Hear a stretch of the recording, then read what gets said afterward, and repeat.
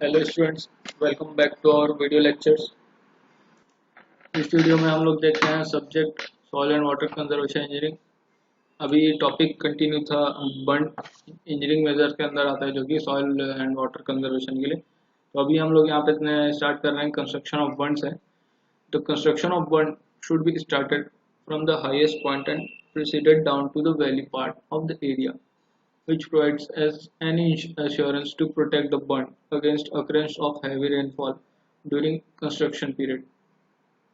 तो बंडिंग के फॉर्मेशन के लिए क्या करते हैं, कंस्ट्रक्शन जब स्टार्ट करते हैं तो हाईएस्ट पॉइंट से स्टार्ट करते हैं, उसके बाद नीचे की ओर आते हैं। इससे फायदा ये हो जाता है कि जो अंडर कंस्ट्रक्शन जो बंद होती है करंट सिचुएशन में, तो उस टाइम पे अगर हैवी रेनफॉल या फिर जो नॉर्मल रेनफॉल से भी नुकसान हो सकता है बंडिंग के लिए, अगर कंस्ट्रक्शन कंटिन्यू है तो रनिंग है तो उस कंडीशन में जो है जो प्रीवियस बंड्स जो कंस्ट्रक्टेड हैं ऑलरेडी, वो प्रोटेक्ट कर लेती हैं जो अंडर रनिंग कंस्ट्रक्शन है उन सभी बंड्स को। The base width of bund is marked on the down stream side and field is cleaned from existing vegetation। तो बंडिंग का जो बेस पोजीशन है उसको मार्क किया जाता है डाउन स्ट्रीम साइड पे, और जो जहाँ से कंस्ट्रक्शन करना है उस पूरे एरिया को पूरा क्लीन कर किया जाना चाहिए। Then during construction of the soil of the area is truly mixed for getting good bonding effect when bond is formed over it. The burrow pits should be located on the upstream face of bund with a uniform depth of 30 cm. The width of burrow pit may vary from as per requirement। तो जो एक burrow pit जो है वो construct करना पड़ता है, जिसकी जो है upstream face of bund with a uniform depth 30 centimetre. Upstream face के जो साइड उस पोर्शन पे कंस्ट्रक्ट करते हैं जो बंड है, सॉरी जो पिट है, ताकि उसमें एक वाटर स्टैग्नेशन का जो लेवल है वो मेंटेन किया जा सके। उसका जो डेप्थ है वो 30 सेंटीमीटर रखा जाता है। The burrow pit should be avoided from the gully or depression parts of the field at the time of digging the soil। If there is found some clots, they should be broken first and then allowed for bund construction। तो जो excavation करते हैं burrow pit के लिए, उसी से जो हमको सॉइल मिलती है उसी का यूज किया जाता है बॉन्डिंग कंस्ट्रक्शन के लिए। तो उसमें क्या करते हैं, अगर एक्सकवेशन के टाइम पे अगर कोई क्लॉट्स मिलते हैं, सॉइल क्लॉट्स मतलब जो ढेले होते हैं बड़े बड़े, वो मिलते हैं तो उनका जो है उनको तोड़ लिया जाता है, छोटे छोटे पार्ट्स में ब्रोक कर लिया जाता है। उसके बाद फिर उसको यूज किया जाता है बॉन्ड कंस्ट्रक्शन के लिए। The clots more than 3 centimetre in size and stone should be remove from the soil. तो ये चीज क्लियर है। Then for constructing the bond the soil should be kept in layer wise not more than 50 centimetre thick and compacting them by tempering. तो ये चीज important है bonding construction के लिए। तो उसको जो सॉइल है उसको लेयर वाइज जो है पुट किया जाता है, एक लेयर के बाद एक लेयर, दूसरा लेयर, तीसरा लेयर, ऐसा। और वो पर्टिकुलर लेयर का जो थिकनेस है वो 15 सेंटीमीटर से ज़्यादा नहीं रखा जाता, और हर लेयर को पुट करने के बाद जो उसमें टैंपिंग की जाती है, ट्रैम्पिंग की जाती है, मतलब उसको जो है कॉम्पैक्ट किया जाता है। एक इंस्ट्रूमेंट होता है ट्रैम्पलर, उससे ठोक के उसको जो है कॉम्पैक्ट किया जाता है अच्छी तरीके से लेयर वाइज। हर लेयर को जो है ट्रैम्पलिंग करनी जरूरी होती है। उसके बाद फिर जो कंस्ट्रक्शन जो है वो प्रॉपर और एक कॉम्पैक्टेड फॉर्म में कंस्ट्रक्ट होता है। The term should be kept the term plates of specified dimension should be used for checking the bund cross section। तो जो ट्रैम्पलर है उसमें जो प्लेट्स लगे होते हैं वो डिफरेंट साइज और अकॉर्डिंग टू रिक्वायरमेंट जो है उसमें हम चूज करते हैं, ताकि बर्न के जो फॉर्मेशन है वो प्रॉपर तरीके से हो सके, और जो साइड स्लोप है उनको मेंटेन करने के लिए फिर जो है एक प्रॉपर ट्रैम्पलर यूज किया जाता है। At last, Bund's section is finally shaped, trimmed, and slightly rammed from its top and side slope। After the construction of work of Bund is finished, the field should be plowed for filling the burrow pits made during Bund construction। तो जो burrow pits create किए हुए होते हैं upstream section पे, उनको fill किया जाता है बाई प्लाविंग, मतलब फील्ड में जो है प्लाव किया जाता है उस पूरे जो बंड कंस्ट्रक्शन के बाद जो डिफरेंट डिफरेंट फील्ड्स क्रिएट होते हैं, क्योंकि पूरा एक लार्जर फील्ड रहता है वो छोटे छोटे सब फील्ड्स में डिवाइड होते हैं। तो उन सभी फील्ड्स को पर्टिकुलरली जो है प्लाव किया जाता है ताकि जो बरो पिट्स वहाँ पे कंस्ट्रक्ट हुए हैं उनको इक्वेट किया जा सके उनके डेप्थ को।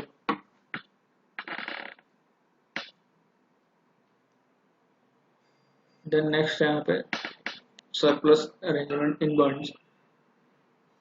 Such arrangements are meant for conducting safe disposal of excess runoff from the burnt area and making the burnt system safe against accumulated water.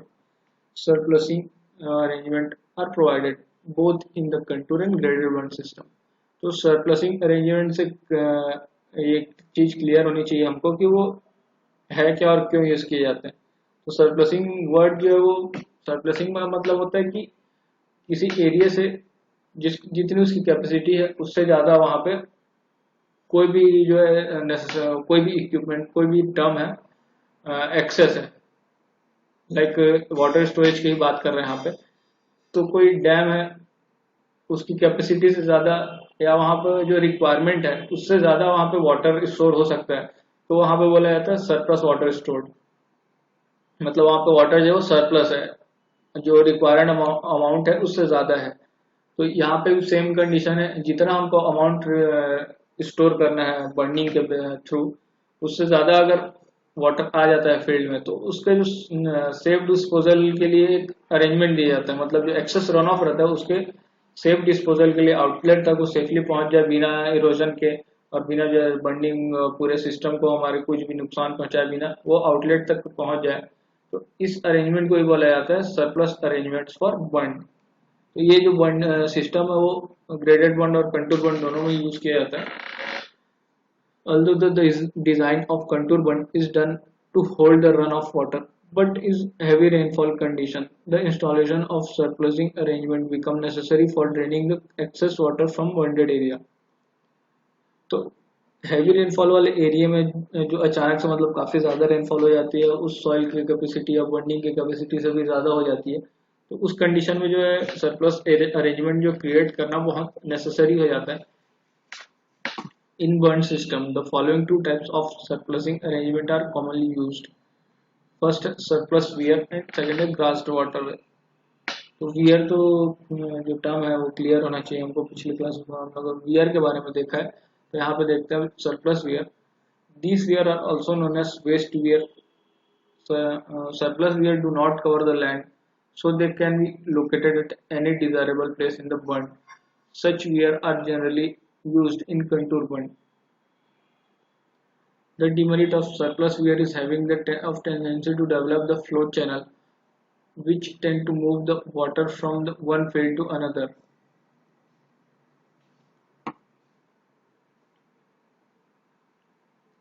Surplus wear एक सिंपल कंस्ट्रक्शन है वियर का जो कि किसी भी जगह पे बंड के किसी भी पोर्शन पे जो अटैच किया जा सकता है।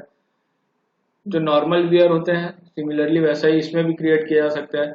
अब इसके टाइप्स के बारे में यहाँ पे और आगे देखेंगे तो थोड़ा सा डिटेल में एक्सप्लेनेशन होगी इसका, मतलब अंडरस्टैंडिंग जो है वो अच्छी से हो जाएगी इसकी। क्लियर ओवरफॉल वियर है, पाइप आउटलेट है, grass outlet, cut outlet, fabricated structures. तो ये एक वियर का कंस्ट्रक्शन होता है जिसमें डिफरेंट अरेंजमेंट के साथ में वाटर को जो सेफली पास कराया जाता है एक्सेस वाटर को बंड के बंड में कंस्ट्रक्ट करके बंड में ही इसको कंस्ट्रक्ट किया जाता है और उसी के पोर्शन से ही उसको पास कराया जाता है सेफली बिना किसी इरोजन के। तो यहाँ पे देखते हैं फर्स्ट क्लियर ओवरऑल वियर। तो यहाँ पे इमेज में देख सकते हैं स्टोन पिचिंग दी हुई साइड्स में और ये टॉप पोर्शन जो है वो क्रिस्ट ऑफ बर्न है, मतलब अपर पोर्शन। और ये मतलब पूरा लेंथ वाइज में एक एज्यूम करते हैं, इमेजिन करते हैं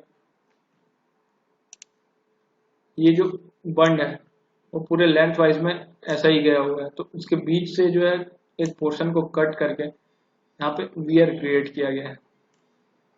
इसको बोला जाता है clear overfall wear use in burn.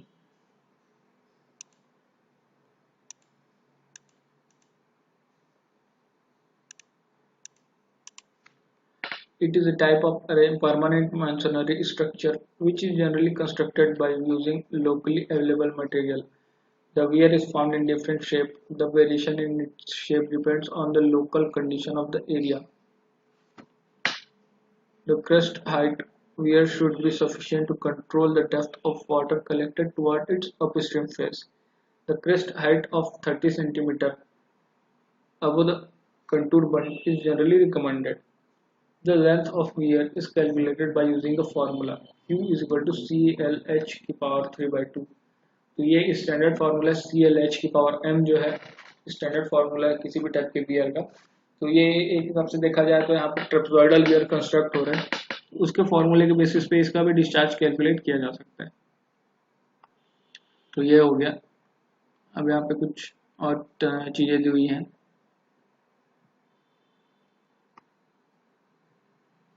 In this weir, the head of flow is limited up to 30 cm. The clear oval fall weir is are suitable for the catchment area more than 40 hectares. तो ये जो weir है clear oval fall weir, उसके लिए limitation है catchment area जो है वो मिनिमम 40 हेक्टेयर्स का तो होना ही चाहिए। Since the amount of water flow varies from field to field, so there should be made a provision of suitable rain for diversion of runoff from the area. This type of surface arrangement is shown in figure। तो ये हो गया। Then next देखते हैं pipe outlet. इस figure में देख लेते हैं, ये जो हमारा बंड है उसके मिडिल पोर्शन पे एक ये लेंथ वाइज है, मतलब ये बोला जाए साइड भी है बंड का, और उसके एक किसी सेक्शन पे क्रिएट करते हैं ये जो पाइप आउटलेट है, मतलब उसके निचले पोर्शन से एक पाइप प्रोवाइड किया जाता है, पाइप जैसा अरेंजमेंट जो क्रिएट किया जाता है। मतलब इसको ऐसे भी समझ सकते हैं,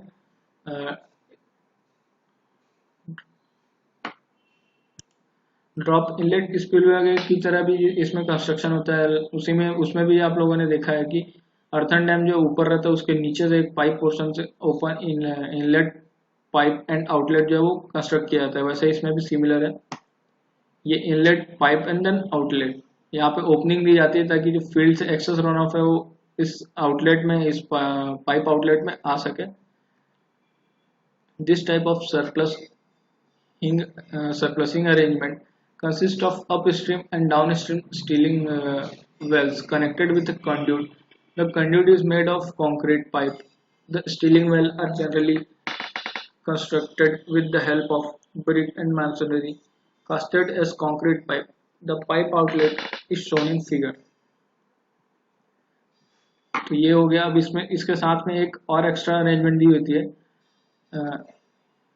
इसको बोला जाता है स्टीलिंग वेल, मतलब सिल्टिंग वेल भी बोल सकते हैं, स्टीलिंग वेल भी बोल सकते हैं, या सेडिमेंटेशन बेसिन भी बोल सकते हैं। उसका मेन पर्पस होता है जो सेडिमेंट्स जो कैरी करके इरोजन सॉरी वाटर फ्लो के साथ में स्मॉल पार्टिकल्स या जो भी सॉइल आती है रिमूवल के साथ में, उसको जब वहाँ पे स्टोर किया जा सके, मतलब उसको ट्रैप किया जा सके वहाँ पे। Then next, grassed weir. Grassed weir of a simple outlet which is installed in the bund. The weir is protected with the grass. Sometimes stone pitching is also done at the place of grass based on availability of stone at the site। तो ये grass wear जो है simple construction, एक wear construct किया जाता है, उसके sides को प्रोटेक्ट करने के लिए स्टोन पिचिंग या फिर जो है वेजिटेशन प्रोवाइड किया जाता है वहाँ पे। Drawback is that it can not drain large volume of run of water safely. तो ये जो ग्रास वियर रहता है वो ज़्यादा अमाउंट को, ज़्यादा रन ऑफ अमाउंट को जो हैंडल नहीं कर सकते। The grass weir are also provided with the facility of ramp for passage of cattle and transportation of farm implement from one field to another. तो ये हो गया। देन नेक्स्ट है cut outlet। Cut outlet type surplusing arrangement consists of simple opening at one end of bund to dispose excess water from the bund area. The protection of weir against water erosion is essentially required with performed by stone pitching or by planting the grasses। तो यहाँ पे दिया हुआ है cut outlet used।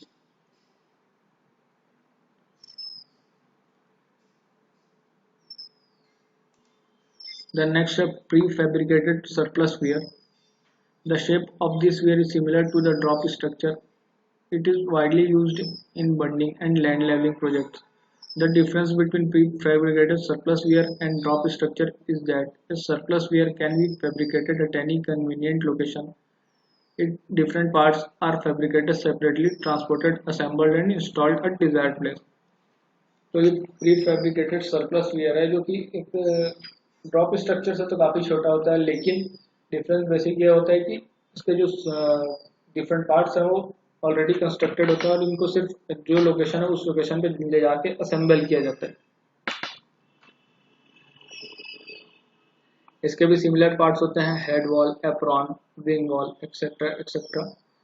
और जो भी एक नॉर्मल ड्रॉप स्ट्रक्चर में होते हैं वो सारे अरेंजमेंट से इसमें दिए जा सकते हैं इसके प्रोटेक्शन के लिए।